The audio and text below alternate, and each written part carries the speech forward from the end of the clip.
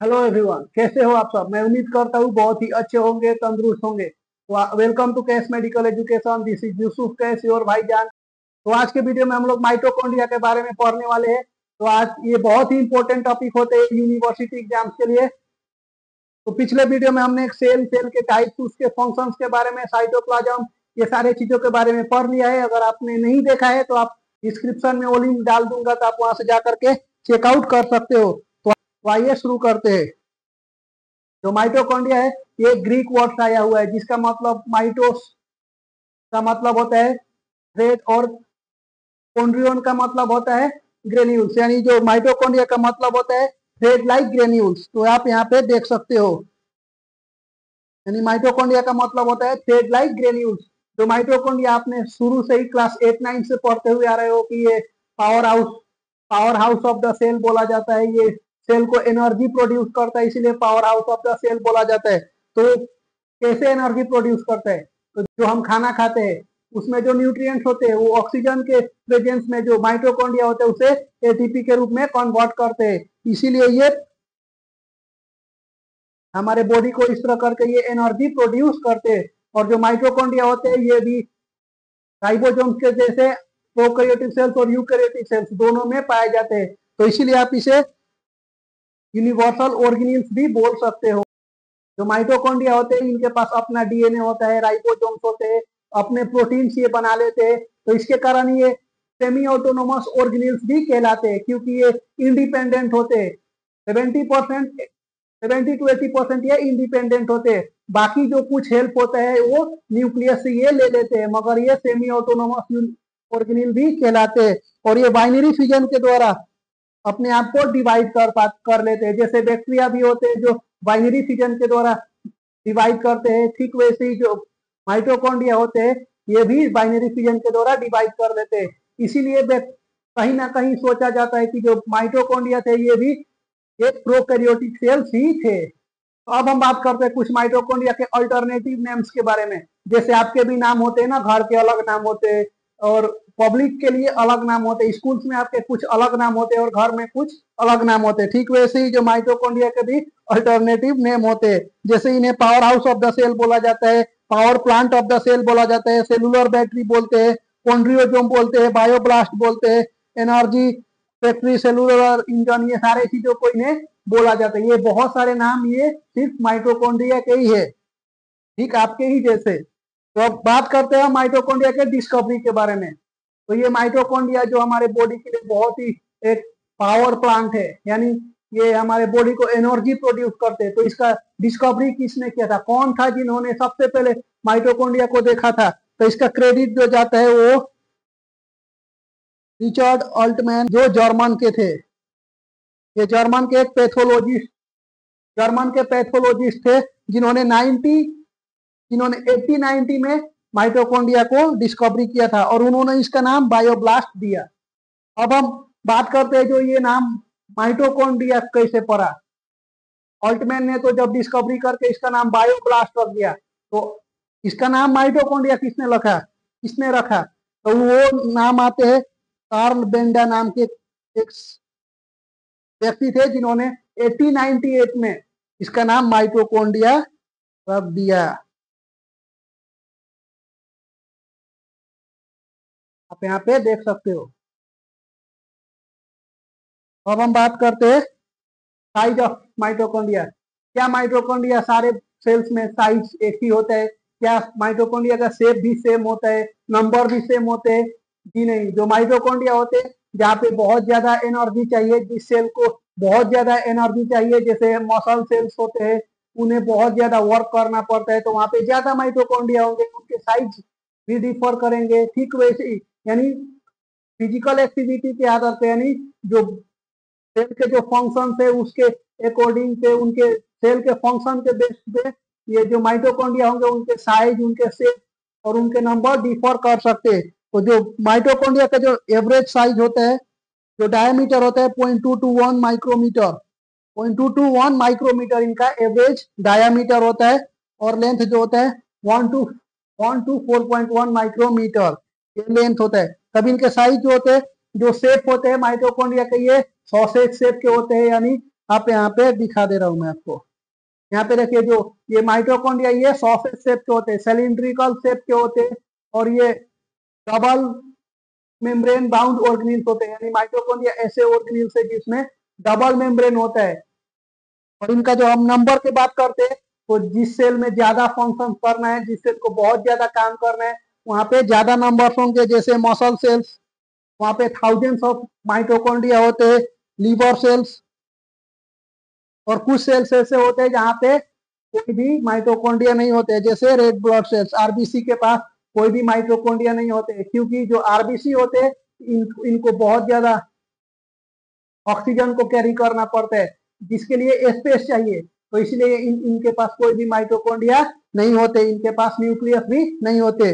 और जो माइटोकॉन्ड्रिया का नंबर 1 to 2000 हो सकता है, यानी 1 से लेकर के 2000 तक ये नंबर हो सकते हैं। और देखो ये जो नंबर है ये वेरी कर सकता है अलग अलग बुक में। मैंने पहले भी बोला था कि अलग अलग बुक में ये नंबर वेरी कर सकता है। अब बात करते हैं माइटोकॉन्ड्रिया को स्टेन के। अब स्टेन क्या होता है? स्टेन का मतलब होता है किसी भी ऑर्गेनिजम्स को या फिर किसी ऑर्गेनिल्स को जो माइक्रोस्कोपिक होते हैं, उन्हें देखने के लिए हम कुछ डाई का उपयोग करते हैं, कुछ प्रोसेस करते हैं जिसके द्वारा वो दिखते हैं, तो उसे स्टेन बोलते हैं। तो जो माइटोकॉन्ड्रिया होते हैं ये बहुत ही आसानी से नहीं दिख पाते, क्योंकि इतू से सेल होता है, उसमें भी इतू से माइटोकॉन्ड्रिया, तो इसे आप आसानी से नहीं देख सकते हो। और माइटोकॉन्ड्रिया इजिली दिखाई भी नहीं देते, तो इनको देखने के लिए हम एक डाई का यूज करते हैं जिसका नाम जेनस ग्रीन बी है। यानी हम माइटोकॉन्ड्रिया को जिस जिस स्टेन को यूज करते हैं, जिस डाई का यूज करते हैं माइटोकॉन्ड्रिया को देखने के लिए, उसे जेनस ग्रीन बी बोलते हैं। अब हम बात करते हैं माइटोकॉन्ड्रिया के स्ट्रक्चर के बारे में। माइटोकॉन्ड्रिया होता कैसे? हमने देखा mitochondria double membrane bound organelles होते हैं, सॉसेज शेप के या सिलिंड्रिकल शेप के होते हैं। तो इसके क्या क्या कंपोनेंट होते हैं, इसके कौन कौन से स्ट्रक्चरल कंपोनेंट होते हैं? तो इनमें सबसे आउटर मेम्ब्रेन में जो सबसे बाहरी लेयर होते हैं उसे आउटर मेम्ब्रेन बोलते हैं, और अंदर के लेयर को इनर मेम्ब्रेन बोलते हैं, और क्रिस्टी और मैट्रिक्स, ये 4 कंपोनेंट है जो आप यहाँ पे देख सकते हो। आप यहाँ पे देखो ये है मैंने आउटर मेम्ब्रेन बना दिया। कलर चेंज कर लेते हैं, येलो ही सही है। और ये हो गया आपका इनर मेम्ब्रेन। मेरा ड्राइंग बहुत अच्छा है। यहाँ ड्राइंग में मुझे स्कूल्स में 0 नंबर मिलते थे, तो थोड़ा सा एडजस्ट करना। ये मैंने बना दिया इनर मेम्ब्रेन।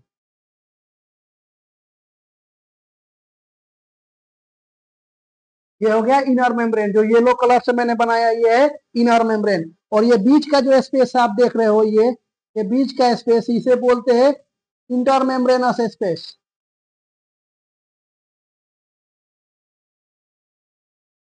इसे बोलते हैं इंटर मेम्ब्रेनस स्पेस। और बीच में कुछ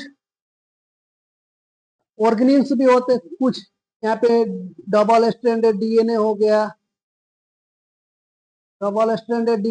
राइबोसोम्स हो गए, एटीपी, बहुत सारे एंजाइम्स होते हैं, एटीपी सिंथेटेज होते हैं, ये सारे चीज होते हैं। तो ये हो गया आपका आउटर मेम्ब्रेन, ये हो गया इनर मेम्ब्रेन, ये हो गया इंटर मेम्ब्रेनस स्पेस, और ये हो गया जो ये फोल्डिंग्स है, जो आप इनर मेम्ब्रेन में जो फोल्डिंग्स देख रहे हो, ये जो फोल्डिंग्स है इसे क्रिस्टे बोलते हैं। जो फोल्डिंग्स होते हैं उसे क्रिस्टे बोलते हैं। और इसमें राइबोसोम्स होते हैं, डीएनए होते हैं, बहुत सारे एंजाइम्स होते हैं, आप यहाँ पे देख सकते हो। राइबोसोम्स है, एटीपी है, राइबोसोम है, एटीपी है, ग्रेन्यूल्स है, इंटरमेम्ब्रेनस स्पेस है, ये सारे चीज आप यहाँ पे अच्छे से देख लो। अब हम इन सभी को एक एक करके बात करते हैं। जो आउटर मेम्ब्रेन होते हैं ये स्मूथ होते हैं, कंटिन्यूअस होते हैं, और ये बाहर से प्रोटेक्शन का काम करते हैं। जो आउटर मेम्ब्रेन होते हैं साइटोप्लाज्म से माइटोकॉन्ड्रिया को अलग बनाते हैं। तो यहाँ पे क्या लिखा है कि ये आउटर मेम्ब्रेन होता है, आउटर मोस्ट लेयर होता है, स्मूथ एंड कंटिन्यूअस होता है, और ये इंटर मेम्ब्रेनस स्पेस और इनर मेम्ब्रेन इन सभी चीजों को घेर करके रखता है। ये आउटर बाउंड्री बनाते हैं। और जो आउटर मेम्ब्रेन होता है ये फोस्फोलिपिड और प्रोटीन से मिलकर के बना होता है। यहाँ पे तो जो रेशियो आपका दिख रहा है, जो लिपिड का रेशियो होता है 50% और जो प्रोटीन का रेशियो होता है 50%। वहाँ कुछ बुक में आप 60-40 ऐसे भी देख सकते हो। तो जो आउटर मेम्ब्रेन होता है वो प्रोटीन और लिपिड से मिलकर के बना होता है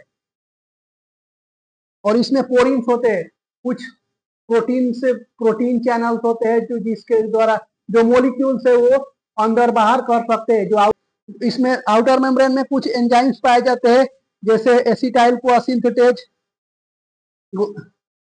ग्लाइसेरोफॉस्फेट, एसिटाइल ट्रांसफेरेज, ये सारे एंजाइम्स होते हैं जो आउटर मेम्ब्रेन में पाए जाते हैं। तो इसके क्या फंक्शंस होते हैं? ये प्रोटेक्टिव बैरियर होते हैं। ये आउटर मेम्ब्रेन जो होते हैं ये पूरे माइटोकॉन्ड्रिया को प्रोटेक्शन देते हैं। ये परमिएबल होते हैं, मॉलिक्यूल्स को मूवमेंट करने देते हैं, अंदर बाहर जाने देते हैं। साइट्स ऑफ इंपोर्टेंट एंजाइम्स, और ये सारे एंजाइम्स ऑलमोस्ट यहाँ पे पाए जाते हैं। अब हम बात करते हैं इनर मेम्ब्रेन की। तो इनर मेम्ब्रेन होता है ये आउटर मेम्ब्रेन से जस्ट नीचे होते हैं। तो ये जो होते हैं ये जो इनर मेम्ब्रेन होते हैं माइटोकॉन्ड्रियल मैट्रिक्स वो घेर करके रखते हैं, जैसे बहुत ही फोल्डेड होते हैं जिसे क्रिस्टे बोलते हैं। आप यहाँ पे देखो जो ये फोल्डिंग स्ट्रक्चर है, तो ये फोल्डिंग स्ट्रक्चर है, ये इसे क्रिस्टे बोलते हैं। और ये फोल्डिंग क्यों होते हैं? क्योंकि स्पेस बनाने के लिए। जैसे आप जब आप कपड़ा के दुकान में जाते हो तो इतने लंबे लंबे कपड़े होते हैं, मगर वो क्या करते हैं एक किसी चीज में उसको फोल्ड करके रखते हैं, यानी इतने लंबे कपड़े को वो इतने में फोल्ड कर करके रख देते हैं। तो क्या होता है सरफेस एरिया को बढ़ा देते हैं। ठीक वैसे ही जो क्रिस्टी होते हैं ये भी बहुत जो आउटर इनर मेम्ब्रेन जो होते हैं वो लंबे होते हैं, तो वो फोल्ड करके एक फोल्ड बना करके उसे रखते हैं, जिसके कारण ये छोटे से माइटोकॉन्ड्रिया में वो फोल्ड बन के अट जाते हैं, जिसके कारण सरफेस एरिया बढ़ जाता है। और जितना सरफेस एरिया होगा उतना ज्यादा एनर्जी प्रोडक्शन होगा। और जो इनका स्ट्रक्चर होता है, ये जो आउटर मेम्ब्रेन और इनर मेम्ब्रेन का स्ट्रक्चर थोड़े से डिफर होते हैं, यानी कंप्लीटली उल्टा होता है। जो आउटर मेम्ब्रेन होते हैं 50-50% के बने होते हैं, मगर जो इनर मेम्ब्रेन होते हैं वो 80 और 20 के बने होते हैं, यानी 80% प्रोटीन और 20% लिपिड। अब हम बात करते हैं इसके एंजाइम्स के बारे में। आउटर मेम्ब्रेन में इनर मेम्ब्रेन में क्या कौन कौन से एंजाइम्स होते हैं? इसमें सॉक्सिनिक डिहाइड्रेनेज होते हैं, एनएडीएच होते हैं, साइटोक्रोम ऑक्सीडेज होते हैं और एटीपी सिंथेटेज होते हैं। यानी जितने भी ये सारे एंजाइम्स होते हैं ये इनर माइटोकॉन्ड्रिया के इनर मेम्ब्रेन में प्रेजेंट होते हैं। तो इसके क्या फंक्शन होते हैं? एटीपी सिंथेसिस, यानी जो एटीपी यानी एनर्जी बनाना, एटीपी का सिंथेसिस करना, बॉडी के लिए एनर्जी बनाना, ये इनर मेम्ब्रेन का काम होता है। सिलेक्टिव ट्रांसपोर्ट, जो इनर मेम्ब्रेन होता है वो सेलेक्टिव होते हैं, यानी वो हर किसी को अंदर आने नहीं देते, ये बहुत ही स्ट्रिक्ट होते हैं। कोई होता है ना आपके मम्मी या पापा, जो मम्मी थोड़ा सा छूट देते हैं, यानी आप जो कर लो, मगर पापा जो होते हैं बहुत स्ट्रिक्ट, ये नहीं करना, वो नहीं करना, यहाँ नहीं जाना। ठीक वैसे ही जो इनर मेम्ब्रेन जो आउटर मेम्ब्रेन होते हैं वो थोड़े से लूज होते हैं, यानी ठीक है जहां जा रहा है जो भी आ रहा है आने देते हैं, जो भी जा रहा है जाने देते हैं। मगर जो इनर मेम्ब्रेन होता है नहीं जाना है, तुमको नहीं जाना है, तुमको नहीं जाना है, यहाँ नहीं जाना है, वहां नहीं, यानी ये बहुत ही स्ट्रिक्ट होते हैं। ये सभी चीजों को अंदर भी नहीं आने देते, सभी चीजों को बाहर भी नहीं जाने देते। और ये जो फोल्डिंग बनाते हैं इसे क्रिस्टे बोलते हैं। और फोल्डिंग क्यों बनाते हैं? मोर फोल्डिंग मोर एटीपी प्रोडक्शन, और जितना एटीपी प्रोडक्शन होगा उतना ज्यादा एनर्जी बनेगा। एटीपी को energy currency of the cell भी बोलते हैं। अब हम बात करते हैं इंटर मेम्ब्रेनस स्पेस के बारे में। जो इंटर मेम्ब्रेनस स्पेस होते हैं ये आउटर मेम्ब्रेन और इनर मेम्ब्रेन के बीच में होते हैं, इसीलिए इसे पेरी माइटोकॉन्ड्रियल स्पेस भी बोलते हैं। पेरी का मतलब होता है अराउंड। और ये कहाँ होते हैं? इनका लोकेशन क्या होता है? इनर और आउटर मेम्ब्रेन के बीच में लोकेशन होता है। अब हम बात करते हैं इंटर मेम्ब्रेनस स्पेस के कुछ फीचर्स के बारे में। ये सिमिलर टू साइटोप्लाज्म, यानी साइटोप्लाज्म के जो कंपोजिशन होता है और इंटर मेम्ब्रेनस स्पेस का जो कंपोजिशन होता है सिमिलर ही होता है, ऑलमोस्ट सिमिलर होता है। और इसमें हायर कॉन्सेंट्रेशन ऑफ प्रोटॉन्स, यानी इसमें जो प्रोटॉन्स होते हैं उसका कंसंट्रेशन बहुत ही हाई होता है। तो अब हम बात करते हैं क्रिस्टे के बारे में। जो क्रिस्टे होते हैं ये इंटर मेम्ब्रेन के फोल्डिंग होते हैं, जैसे आप यहाँ पे देख सकते हो। जो ये फोल्डिंग है ये क्रिस्टे कहलाते हैं। तो क्रिस्टे क्या होते हैं? ये ट्यूब्यूलर फोल्ड्स होते हैं, यानी जो इनर मेम्ब्रेन में जो इस तरह फोल्ड थे, इस तरह करके जो फोल्ड थे उसे क्रिस्टे बोलते हैं। मैंने पहले ही कहा, जो क्रिस्टे होते हैं ये सरफेस एरिया को बढ़ा देते हैं। तो जितने ये सरफेस एरिया ज्यादा होगा, यानी जो क्रिस्टे होगा वो जितना ज्यादा सरफेस बनाएगा उतना ज्यादा ही माइटोकॉन्ड्रिया में एटीपी प्रोडक्शन होगा। इसके स्ट्रक्चर के बारे में जब हम बात करते हैं तो ये अंदर की तरफ बहुत बार मल्टीपल टाइम से फोल्डिंग होते हैं, और ये मसल सेल्स में बहुत ज्यादा होते हैं, और सेल में ज्यादा एनर्जी की जरूरत होता है। जिस सेल में ज्यादा एनर्जी की जरूरत होता है उसमें बहुत ज्यादा इनफोल्डिंग होंगे, तो बहुत ज्यादा एनर्जी प्रोड्यूस होगा। अब हम बात करते हैं माइटोकॉन्ड्रियल मैट्रिक्स के बारे में। तो माइटोकॉन्ड्रियल मैट्रिक्स जो होते हैं इनर मोस्ट कंपार्टमेंट होते हैं, यानी ये अंदर का जो कंपार्टमेंट है, यानी जो अंदर का जो पोर्शन है, इसे माइटोकॉन्ड्रियल मैट्रिक्स कहते हैं। ये और इनर मेम्ब्रेन से ये घिरे हुए होते हैं। ये जेल लाइक सब्सटेंस होते हैं। जो मैट्रिक्स होते हैं ये जेल लाइक सब्सटेंस होते हैं, ठीक साइटोप्लाज्म के जैसे ये भी जेल लाइक सब्सटेंस होते हैं, और ये क्रिस्टे के जो स्पेस होते हैं उसे फिल कर देते हैं। इसकी कंपोजिशन की अगर हम बात करें तो इसमें वाटर होते हैं, कुछ एंजाइम्स होते हैं, कुछ मेटाबोलाइट्स होते हैं, कुछ माइटोकॉन्ड्रियल डीएनए भी होता है। मैंने शुरू में कहा इसमें अपना माइटोकॉन्ड्रिया का अपना राइबोसोम्स होते हैं, इसमें आरएनए भी होते हैं, और कुछ इंपॉर्टेंट एंजाइम्स भी होते हैं। तो इनके मेन कंपोनेंट्स की जब हम बात करें तो ये कुछ इनमें एंजाइम्स, कुछ ऐसे एंजाइम्स होते हैं जो क्रेब साइकिल के लिए इंपॉर्टेंट होते हैं। कुछ ऐसे एंजाइम्स होते हैं जो फैटी एसिड के ऑक्सीडेशन के लिए कुछ एंजाइम्स इंपॉर्टेंट होते हैं। कुछ माइटोकॉन्ड्रियल डीएनए और माइटोकॉन्ड्रियल राइबोसोम्स भी पाए जाते हैं, और कुछ आयंस और वाटर भी इसमें होते हैं। अब हम बात करते हैं मैट्रिक्स के फंक्शंस के बारे में। तो जो मैट्रिक्स होते हैं वो साइट फॉर क्रेब साइकिल, एक ऐसा साइट है जहाँ पे क्रेब साइकिल परफॉर्म होते हैं, यानी क्रेब साइकिल की प्रोसेस चलते हैं। और ये फैटी एसिड ऑक्सीडेशन के साइट होते हैं।